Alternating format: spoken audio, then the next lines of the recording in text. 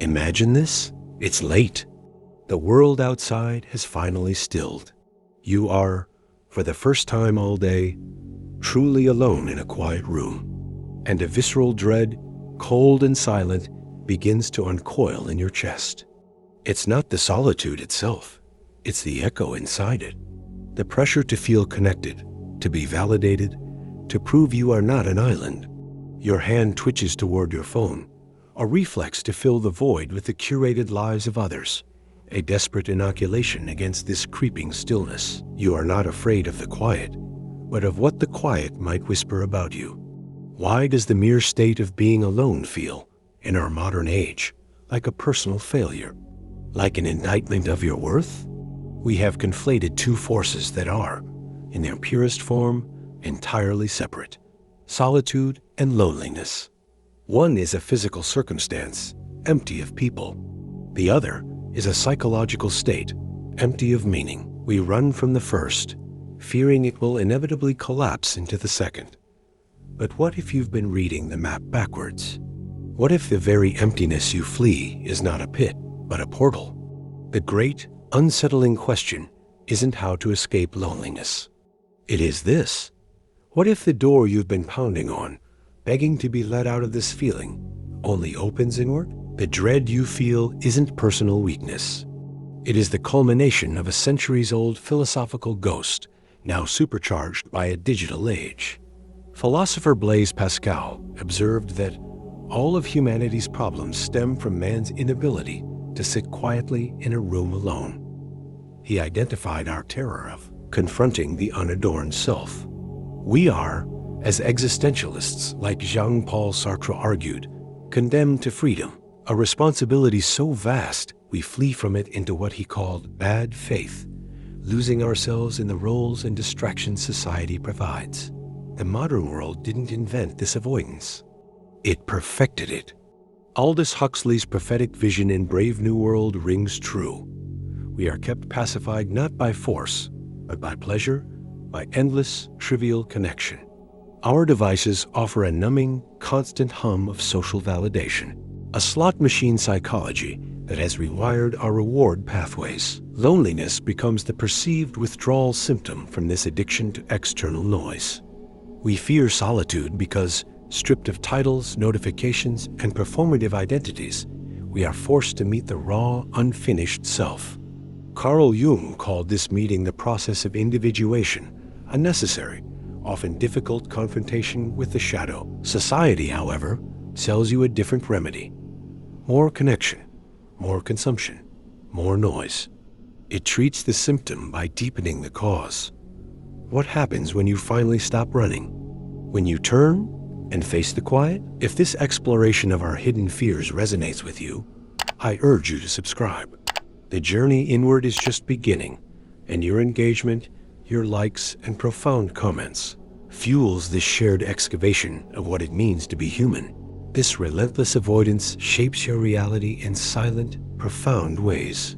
You become a reflection of a chorus, never a solo voice. Your tastes, opinions, and even your anxieties are subtly curated by algorithms designed to exploit your need to belong.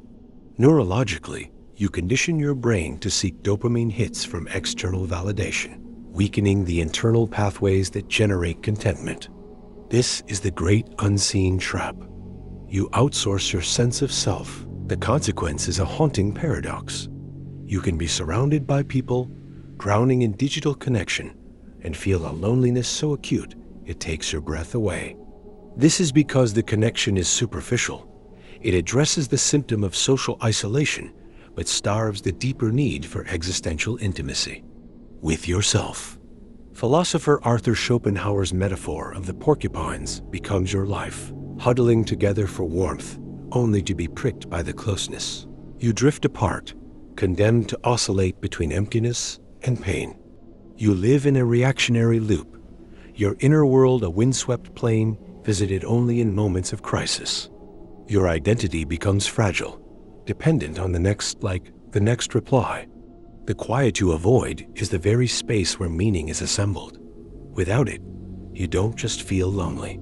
You risk becoming a stranger in your own life, But what if the key isn't to fill the silence, but to change what you hear within it? The rebellion begins with a single, counterintuitive act. You must cork the silence you fear. This is not passive withdrawal, but an active, radical reclaiming of your inner territory.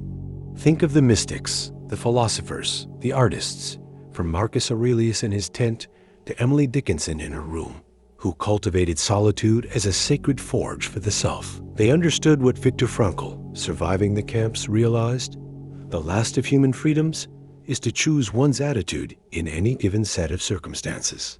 Your attitude toward solitude is the first choice you reclaim.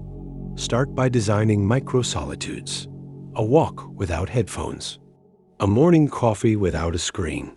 Here, you are not doing nothing. You are doing the most important thing. You are listening. You will be assaulted by boredom, by anxiety, by the itch to flee. Sit with it. This is the withdrawal. Each time you observe the urge without acting, you weaken its chain. You begin to differentiate the voice of loneliness, which cries for an external savior, from the voice of solitude, which invites you to build. You shift from being a passive tenant of your own mind to its deliberate architect. The emptiness starts to feel less like a void and more like potential. But what is it you're supposed to build there? If this rebellion against the noise feels necessary, subscribe to continue reclaiming your inner world. Your likes help this message reach others, and your comments are a powerful signal that we are choosing a deeper path together. The ultimate truth is this: you are not in solitude. You are solitude. The conscious, observing self, the A that watches your thoughts, feels your feelings, and navigates the world, is, in its essence, a profound and singular aloneness. This is not a curse, but the foundation of your freedom. Every connection, every love, every act of creation is richer and more authentic when it flows from this solid, solitary core, not when it is a desperate attempt to escape it.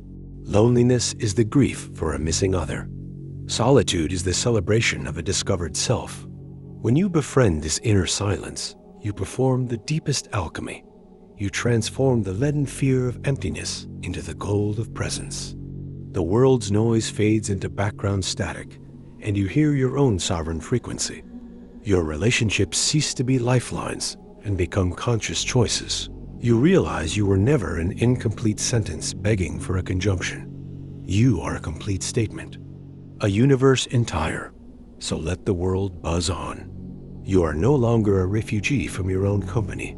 You are its curator, its citizen, its home. The door was never locked. You just had to stop knocking, turn the handle, and walk in.